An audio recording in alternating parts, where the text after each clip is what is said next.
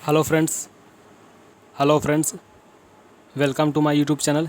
स्वागत है आपका आपके अपने YouTube channel exam take railway and SSC में। तो फ्रेंड्स, पिछली वीडियो में मैंने पाल वंश के बारे में वीडियो बनाया था। पाल वंश के कुछ इंपॉर्टेंट प्रश्न मैंने बताए थे। आज का क्वेश्चन मिथिला के कर्नाटक शासक मिथिला के बारे में है। तो आज का वीडियो शुरू करते हैं। वीडियो शुरू करने से पहले मेरे चैनल को लाइक करें, सब्सक्राइब करें और शेयर करें।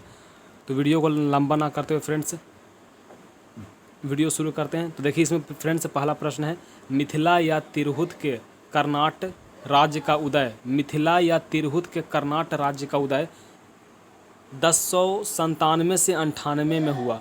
किसके शासनकाल में हुआ? तो रामपाल के शासनकाल में हुआ। मिथिला में जो कर्नाटक राज्य का उदय हुआ था वह रामपाल के शासनकाल में हुआ। देखिए फ्रेंड्स, अगला प्रश्न, मिथिला या तिरहुत के कर्नाटक राज्य का संस्थापक कौन था? तो मिथिला के या तिरहुत के कर्नाटक राज्य का जो संस्थापक था वह नन्य देव था। मिथिला या तिरहुत के कर्नाटक राज्य, मिथिला या तिरहुत एक जगह का नाम है बिहार में। तो मिथिला या तिरहुत के जो कर्नाटक राज्य है वहाँ के संस्थापक नन्य देव हैं। अगला प्रश्न है, मिथिला के कर्नाटक शासकों की राजधानी कहाँ थी? तो सिमरावगढ़ है। मिथिला के कर्नाटक शासकों की राजधानी सिमरावगढ़ है। अगला प्रश्न है, कर्नाटक वंश का अंतिम शासक कौन था? तो कर्नाटक वंश का अंतिम शासक हरि सिंह था। कर्नाटक वंश का अंतिम शासक हरि सिंह था। अगला प्रश्न, कर्नाटक वंश का पूर्णतः अंत कब हुआ? तो कर्नाटक वंश का पूर्णतः अंत हुआ 1378 ईस्वी तक। कर्नाटक वंश का पूर्णतः पूरी तरह से अंत हो गया था 1378 ईस्वी तक। अगला प्रश्न है, बिहार में किसके समय में पंजी प्रबंध का विकास हुआ? तो बिहार में किसके समय में पंजी प्रबंध का विकास हुआ? तो कर्नाटक शासक के समय में बिहार में पंजी प्रबंध का विकास हुआ। कर्नाटक शासक के समय में बिहार में पंजी प्रबंध का विकास हुआ। अगला प्रश्न है, तिब्बती इतिहासकारी धर्मस्वामी तिरहुत आया था। तिब्बती इतिहासकार, तिब्बत का इतिहासकार था, हिस्टोरियन था, वह धर्मस्वामी था, तिरहुत आया था। कब आया था तिरहुत? तो 1234 ईस्वी में। 1234 ईस्वी में तिब्बती इतिहासकार भारत आया था, तिरहुत आया था। अगला प्रश्न है, बख्तियार खिलजी के आक्रमण के समय कर्नाटक राज्य पर किसका शासन था? तो बख्तियार खिलजी के आक्रमण के समय कर्नाटक राज्य पर शासक था नरसिंह देव का। बख्तियार खिलजी जब आक्रमण किए थे कर्नाटक राज्य पर तो उस समय नरसिंह देव कर्नाटक राज्य के शासक थे।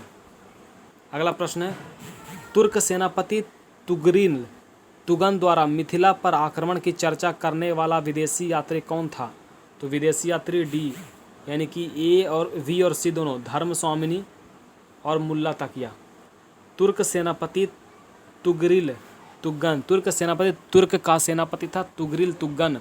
इसके द्वारा मिथिला पर आक्रमण की चर्चा करने वाला विदेशी यात्री कौन था? तो धर्मस्वामिनी और मुल्ला तकिया दोनों था।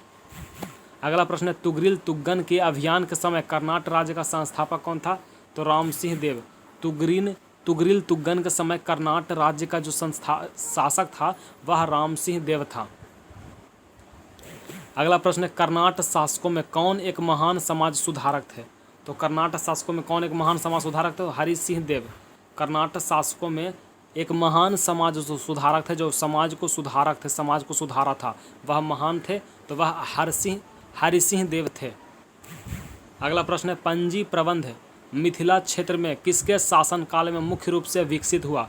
तो हरि सिंह देव के शासनकाल में पंजी प्रबंध मिथिला क्षेत्र में विकसित हुआ। पंजी प्रबंध मिथिला क्षेत्र में कब विकसित हुआ, किसके शासन में? तो हरि सिंह देव के शासनकाल में। तो फ्रेंड्स, मिथिला का ये प्रश्न था, ये प्रश्न पूरा हो गया। अब है मध्यकालीन बिहार।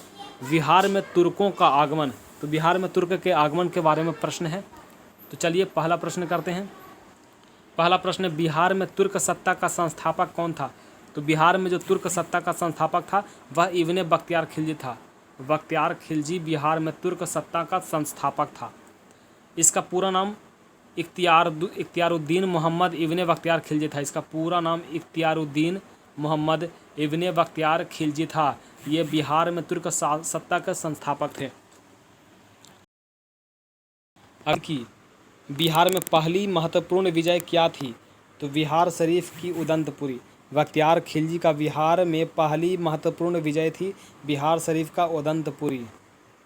इसने बिहार शरीफ पर विजय 1198 ईस्वी में प्राप्त किया था? बिहार शरीफ पर, फ्रेंड्स मैं भी बिहार शरीफ में रहता हूँ, तो बिहार शरीफ पर विजय 1198 में प्राप्त की थी। बख्तियारपुर नामक शहर की स्थापना बख्तियार खिलजी ने करवाया था। बख्तियारपुर जो अभी बिहार से कुछ आगे पटना के पीछे जो बख्तियारपुर नामक जो स्टेशन है उसका निर्माण, उसकी स्थापना बख्तियार खिलजी ने करवाया था, जिसका नाम बदलकर मगध द्वार रखा जा रहा है। अगला प्रश्न है, बिहार में तुर्क सत्ता की स्थापना हुई कब? तो तुर्क सत्ता की स्थापना 1198 में हुई थी। बिहार में तुर्क सत्ता की स्थापना 1198 में हुई थी। अगला प्रश्न है, बख्तियार खिलजी ने अपना प्रशासनिक मुख्यालय कहाँ बनाया? तो बिहार शरीफ में बख्तियार खिलजी ने अपना प्रशासनिक मुख्यालय बनाया। अगला प्रश्न है, नालंदा महाविद्यालय को किसने ध्वस्त किया था? तो इसका आंसर है बख्तियार खिलजी ने नालंदा विश्वविद्यालय को ध्वस्त किया था। कार्यालय सहायक 1999 में पूछा गया। बख्तियार खिलजी के शव को बिहार शरीफ में दफनाया गया था।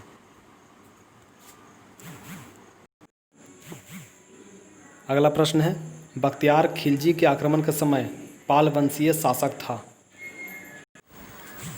तो बख्तियार खिलजी के आक्रमण के समय पाल वंशीय शासक कौन था? तो इंद्रयुम्न पाल था। अगला प्रश्न है, बख्तियार खिलजी के आक्रमण के समय सेन वंशीय शासक कौन था? पाल वंशीय शासक इंद्रयुम्न था और सेन वंशीय शासक लक्ष्मण सेन था। बख्तियार खिलजी के समय आक्रमण के समय सेन वंशीय शासक कौन था? तो लक्ष्मण सेन। अगला प्रश्न है, बिहार में सूफी संतों का आगमन किस शताब्दी में हुआ? तो बिहार में सूफी संतों का आगमन 12वीं शताब्दी में हुआ था। अगला प्रश्न है, बिहार में आने वाले पहले सूफी संत थे?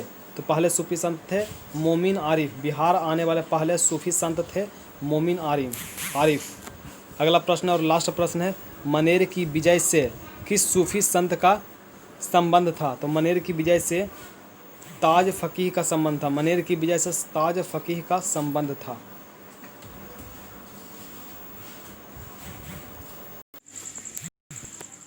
तो फ्रेंड्स, ये थे बिहार में तुर्क आक्रमण के कुछ प्रश्न जो हमेशा बिहार के हर एग्ज़ाम में पूछे जाते हैं। तो फ्रेंड्स, आज का वीडियो यहीं तक समाप्त करते हैं। इसके बाद सल्तनत कालीन बिहार के बारे में हम प्रश्न तैयार करेंगे।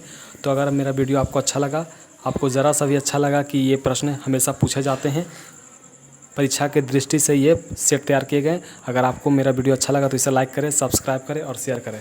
आज के लिए बस इतना ही। Thank you.